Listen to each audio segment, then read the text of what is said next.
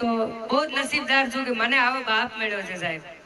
બાપ કોને કહેવાય, એ બાપ ટાઈગર કહેવાય હો. આ મારો બાપ હાવજ કહેવાય.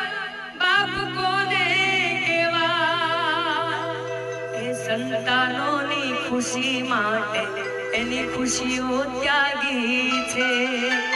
એ ભરી જવાનીમાં એણે અમારી માટે જિંદગી કાઢી છે. એ ફૂલના માટે જીવન જીવી જાય. આ બાપ આને કહેવાય, બાપ મારો ટાઈગર કહેવાય. એ મારો હાવજ કહેવાય.